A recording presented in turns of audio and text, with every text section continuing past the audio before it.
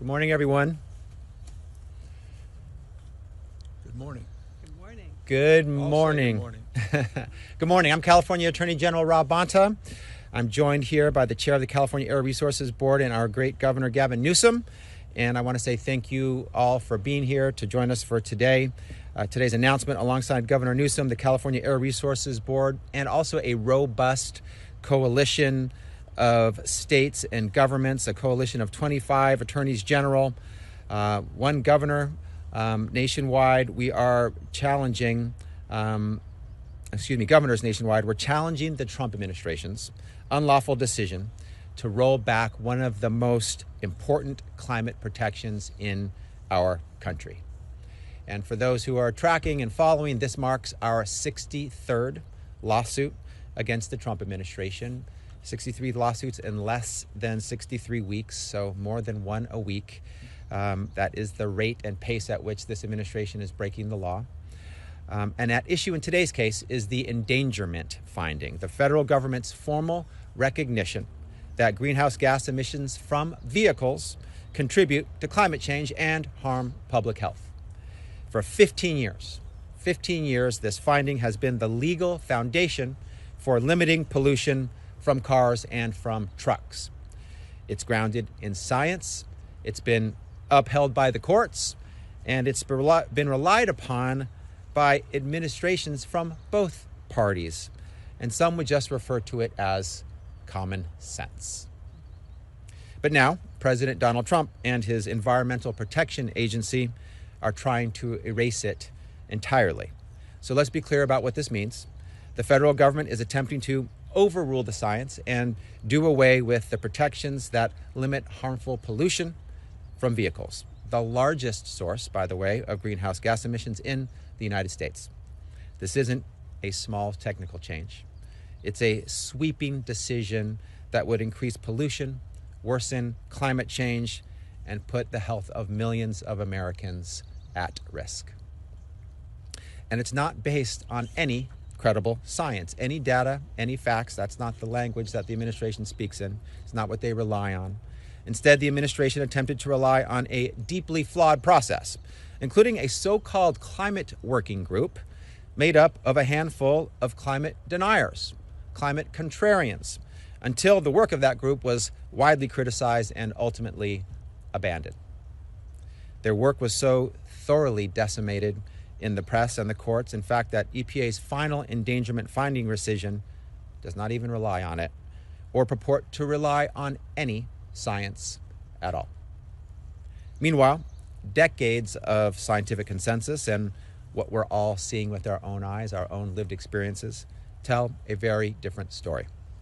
We see it in the worsening wildfires that force families to flee their homes.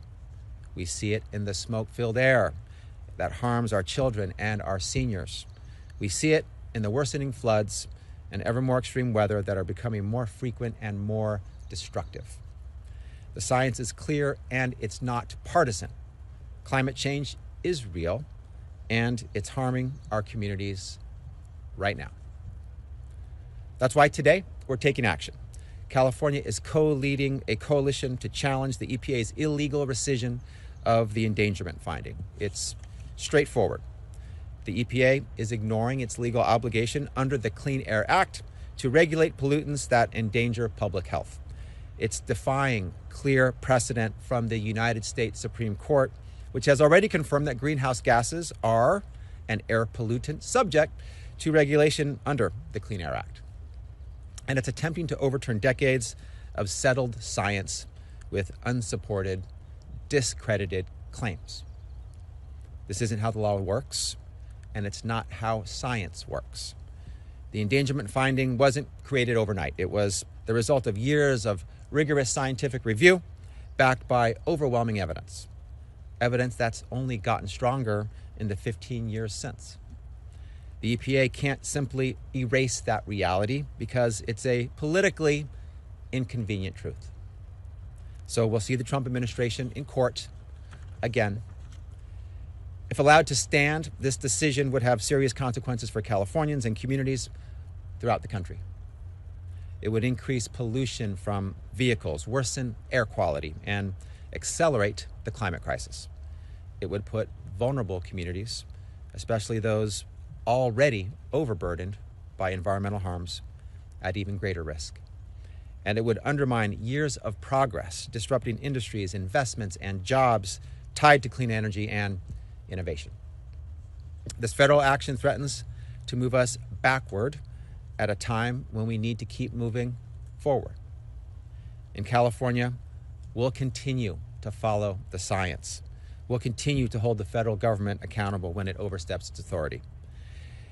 I'm grateful for the opportunity to be here with all of you, and I will circle back at the end for any questions, but let me turn it over now to California Air Resources Board Chair Lauren Sanchez. Thank you. Thank you, Mr. Attorney General. Let's call this what it is. The latest attempt by the Trump administration to deny decades of science and put millions of people at greater risk from harmful pollution and the worsening impacts of climate change. Today's announcement marks a pivotal moment for both public health and climate action in this country. Let me be clear. The recklessness repeal of the endangerment finding isn't just bad policy. It is a direct threat to the safety and well-being of every American.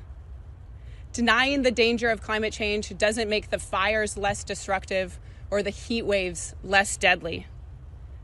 Look at this week, a heat wave in March shattering records across the West. California will not stand by while this administration continues to dismantle critical public health protections. We're going to continue to fight back, and the next round begins today with this lawsuit. Protecting our communities from harmful pollution is not optional. It is a legal and a moral imperative. When Washington, D.C. steps away from its responsibility, California steps forward. And that's what we're doing today. Let me also be clear about this. California's long-standing authority to regulate greenhouse gas emissions under AB 32 remains unchanged. At the California Air Resources Board, we are moving forward. We are driving forward with our climate programs. We remain firmly committed to protecting public health, improving air quality, and reducing pollution. Because we have proven time and time again that climate action and economic growth go hand in hand. Our policies have spurred innovation and shown global markets what is possible. From the catalytic converter to cleaner cars to battery storage, all while preventing thousands of premature deaths and saving Californians billions of dollars in avoided health costs. State-level climate policies are strong, they're durable, and they continue to deliver. The clean energy economy is not waiting for federal permission, and neither are we. Last year, we powered California, the world's fourth largest economy, on 100% clean energy, 279 days. Our message today is simple. Science matters, public health matters, the law still matters, and Californians deserve clean air and a climate-safe future. We will defend that future in the courts, in our policies, and in our continued leadership. Thank you. And with that, it's my great honor to introduce a fierce champion who takes a backseat to no one on the issue of protecting our state and its future, Governor Gavin Newsom. Thanks, Lauren. Thank you. Thank you, Madam Chair. Thank you to the Attorney General. Thank you to everybody that participated in organizing what is becoming increasingly familiar. We've been here before, but our action to try to shape the future and not be victims and bystanders to this assault on common sense, on science, on public health, and on lived reality. I continue to make this point. Republicans in the United States are debating thermometers. Hots are getting a lot hotter. 2024, the hottest in recorded history, the last decade between 2015 and 2025, the hottest decade in history. It's not, there's no Republican thermometer, there's no Democratic thermometer.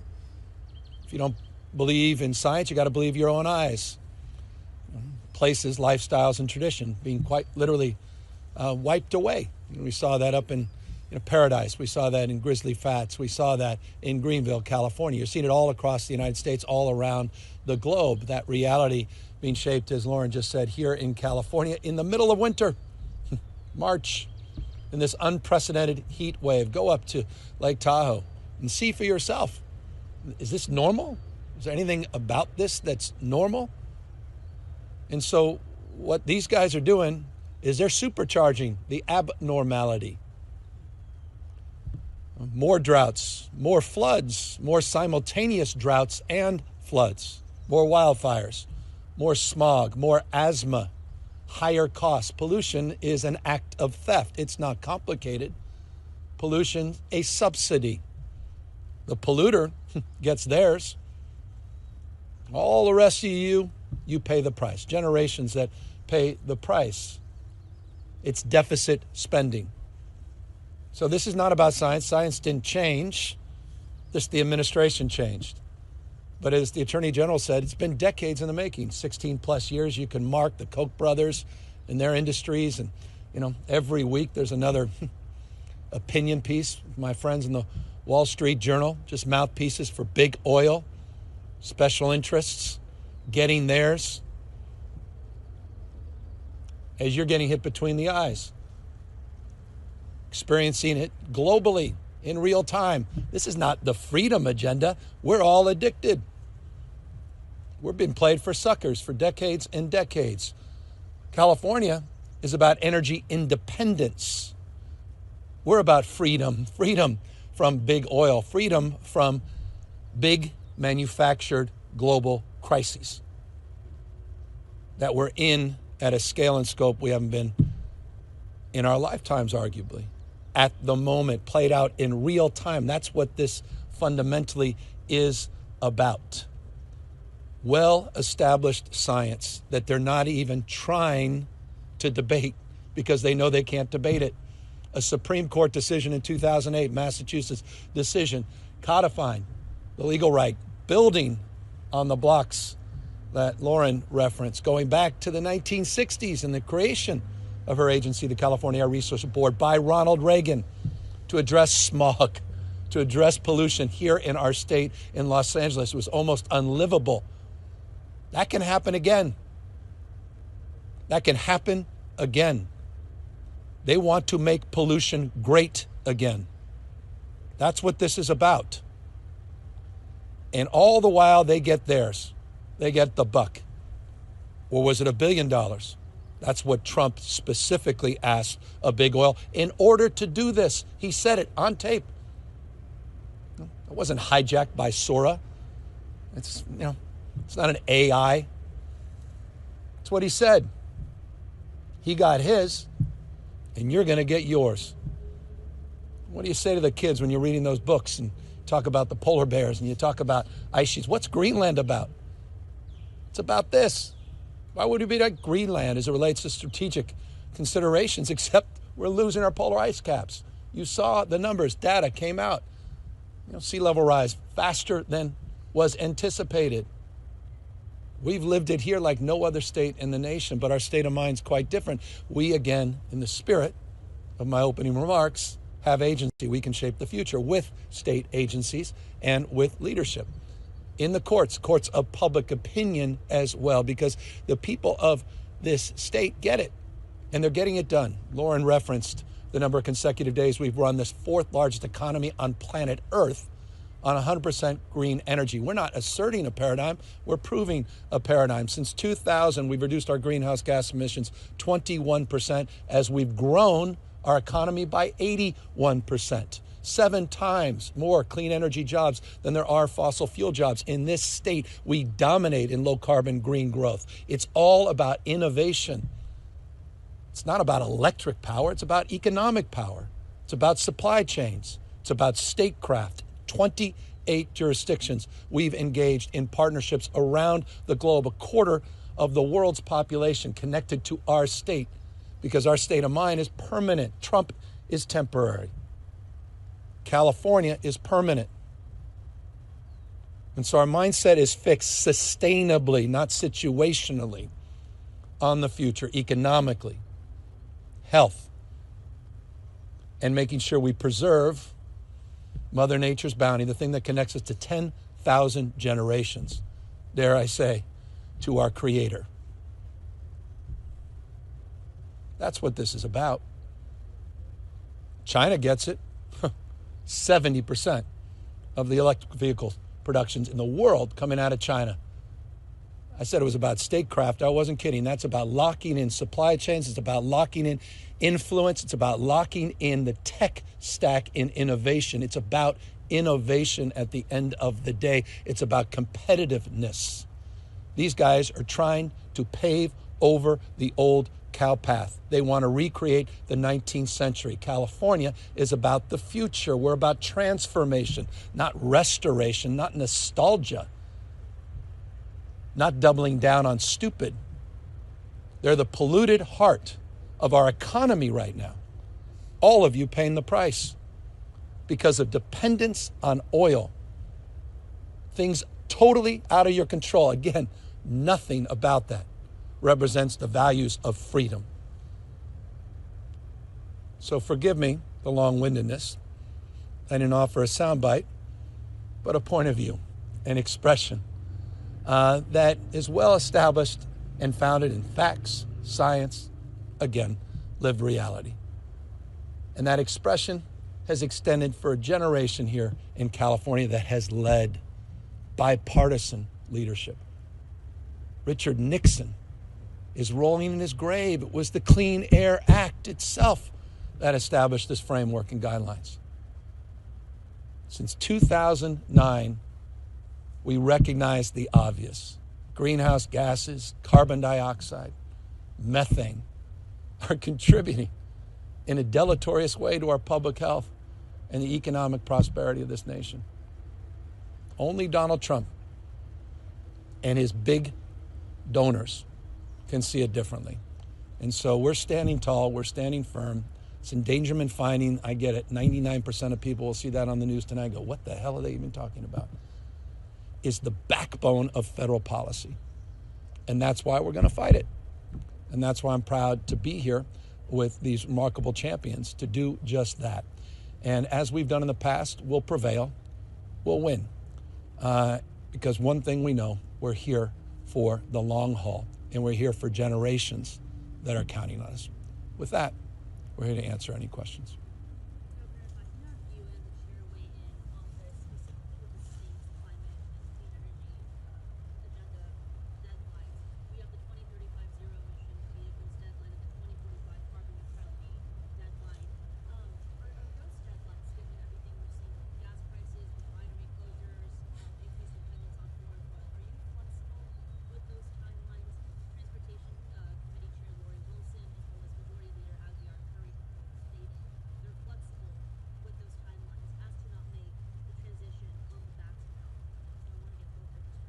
Well, I mean, I think everything that's happening is only going to accelerate our progress. Every incentive in the world now is moving in this space. I mean, China's almost 53% of all their new car purchases are electric vehicles. We're being left in the dust. You saw what just happened up in Canada. Now it's entering the North American market. 49,000 vehicles, now 6% tariffs, not 100% tariffs. Right up there, right above Detroit. Donald Trump, thank you for that. Bringing in the technology, bringing in the innovation, low-cost cars. Now right on our border, threatening our entire automobile industry. It's happening in real time. The market is demanding that because people want something differently. And so I'll say this before Lauren gets up. In every single category, California has exceeded its environmental goals earlier than established time. 2.2 million electric vehicles right now. 201,000 public electric charging points. Significantly more than there are public gas nozzles in this state. Heat pumps, batteries, 17,000 megawatts of installed batteries, second only to China in our home state, up 21% since 2019 when we were at 770 megawatts. They didn't think that could be done. So in every category, we are excelling, including running this economy on roughly 2/3 clean energy, 100% for 26 days in a row, part of the day, 26 days in a row as of this morning. So we're moving. The rest of the world's moving. Question is, are we going to get cold feet because we're going to fall prey to the cynicism and the black heart of big coal, big oil, big gas that want us to further our dependence on things that are totally out of our control, that are now ubiquitous on our television and on our devices, playing out in this theater of the absurd globally, with now inflation starting to go back up, your gas prices through the roof, the economy not just slowing down, in retreat, 92,000 jobs last month. Across the spectrum, they're asking for $200 billion supplemental, which could provide 7 years of subsidies under Obamacare. All of a sudden, now they have the money? $200 billion supplemental? Connected to what issue? What's the whole Straits of Hormuz about? What is it fundamentally about? What's the issue there? The issue is oil. So I'm confident California can continue to accelerate its transition. And as you know, we recycle the investments that we're making back to consumers. $60 billion in rebates between now and 2045, $56 billion to be exact, for offsetting the costs and burdens for utility bills. That's part of the Cap and Invest program. Those dollars are all invested back into the community to address the anxieties and the dislocation that people feel as it relates to this transition. But you can talk more eloquently about it because you chair the board. I thank you. All right. Thank you for those remarks, Governor. The only thing I would add, thank you for referencing the 2035 and 2045 goals. Those are state mandates. Those are law of the land that have been passed with bipartisan support in our legislature and signed by a long history of bipartisan governors. We talk about AB 32 a lot. This year is the 20th anniversary of a Republican governor signing into law our landmark climate policy. And to the governor's point, when that was signed, everyone said it'll ruin the economy. You can't possibly tackle pollution and not feel the impacts on the economy. And we have proven them wrong. We will continue to prove them wrong. Fast forward, Governor Brown authored an executive order on zero-emission vehicles, 2.5 million by 2025. And people said, there's no way that can happen. The innovation that was spurred from our policies, our regulations, our partnerships with automakers and with UC scientists, researchers, made that a reality. To the governor's point, not just here in California, where last year, our high water mark, we are at 29% EV sales, but around the world. The IEA is projecting by the end of the decade, 40% EV sales of new cars. This is a global transformation that is happening. And as the governor said, our climate progress is economic progress. It's economic opportunity. And we want to make sure that California remains at the front of the pack and continues to deliver the progress and the benefits for all of our communities.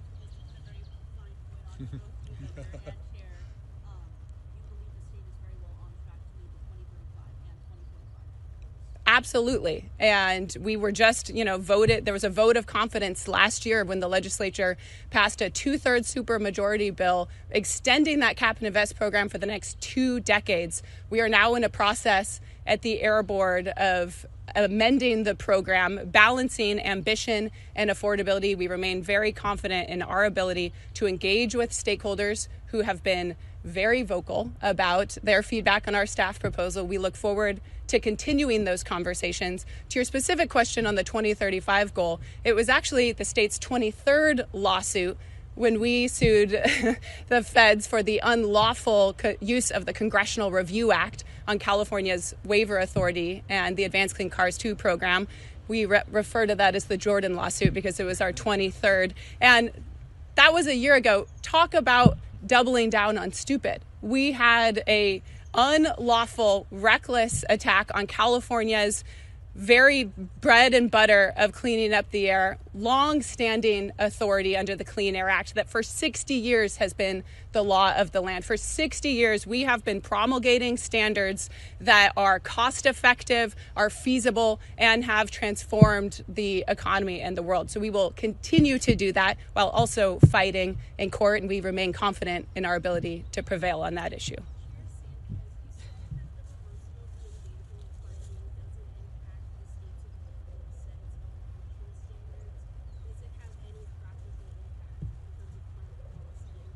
Oh, you can take that.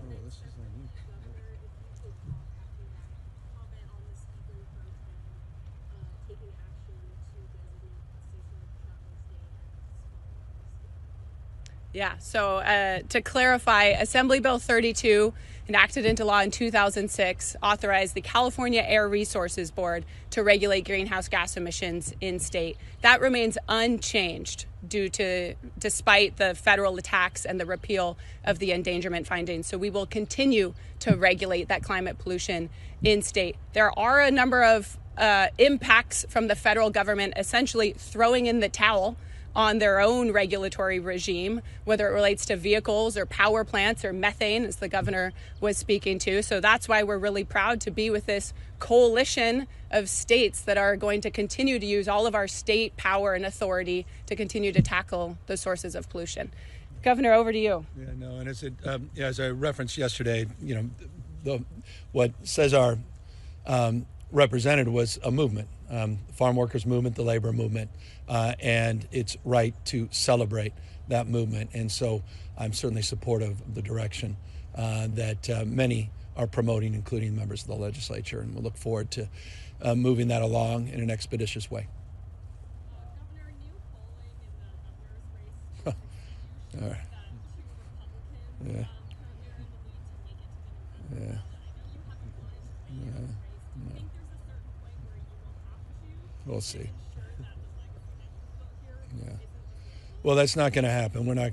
I do not see that scenario taking shape as people now get more and more focused on what's about to appear on their ballot in a matter of weeks, a month and a half or so, just with the early voting. So I don't see that. But there's a scenario where we may want to weigh in. I have a lot of friends in the race, but right now I'm not there. Focused on backing this guy up with a 63rd lawsuit. Mr. Governor, thanks for taking the time. And I appreciate what you said about the 99% of people who are going to watch evening news and might not know about the Endangerment finding? Come on, that's going to bring ratings. A lot of ratings. Up next, the endangerment finding. Yes. In other news. Yeah. I didn't. Apparently I didn't, but you did. Well done.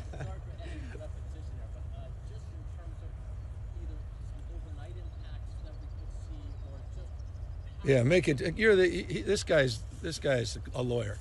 He can describe things with lawyerly, clarity. Yeah, well done. Is apparently it's the Attorney General now. We failed you, so it's Rob. You're the one that's put this in human terms. How the everyday person might be impacted with the Trump administration stopping the endangerment. There you go. Yeah, sure.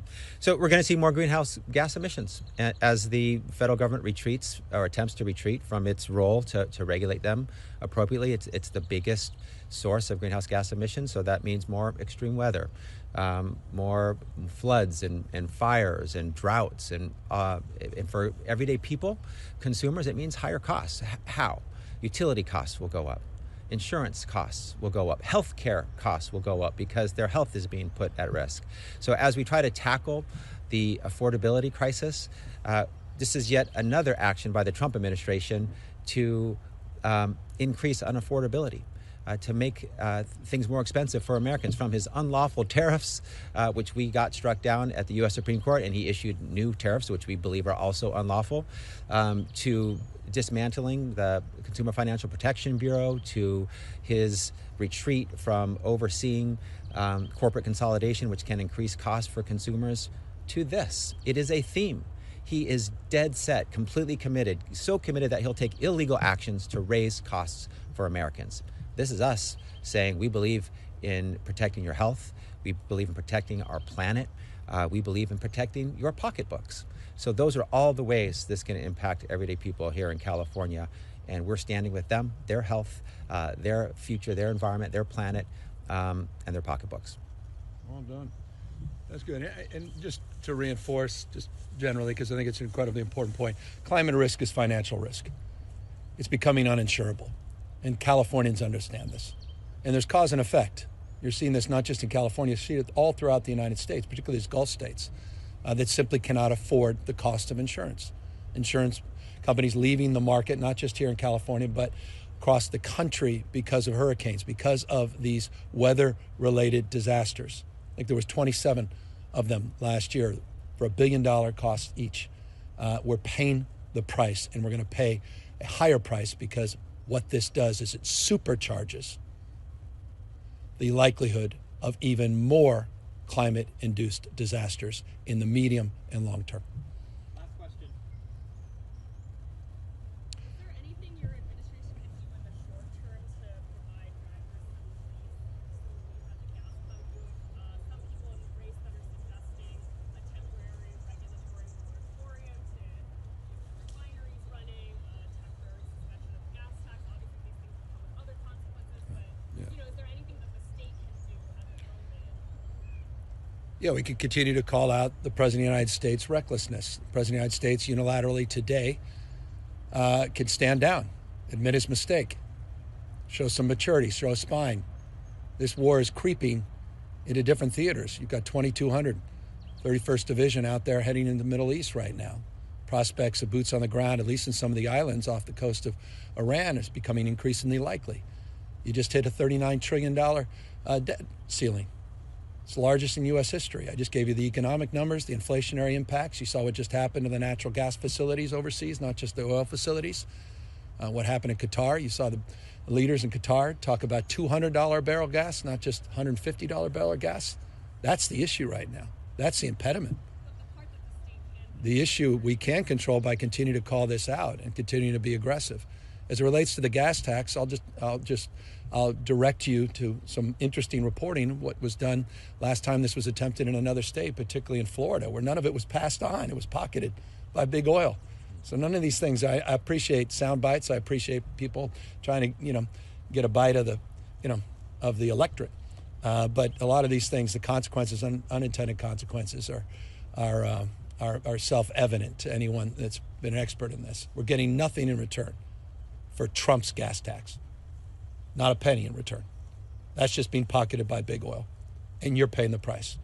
With the gas tax in California, you get better roads, you get better bridges, you get jobs in your community, you get infrastructure investment.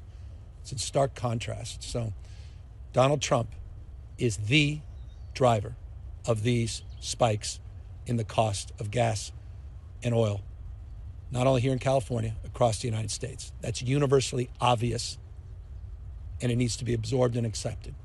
It would be nice if the Republican Party would call out the leader of their party and call him to account and tell him to stand down and take some responsibility for the unintended consequences he's unleashed on the global economy, not just the people here in the state of California. Thank you, everyone.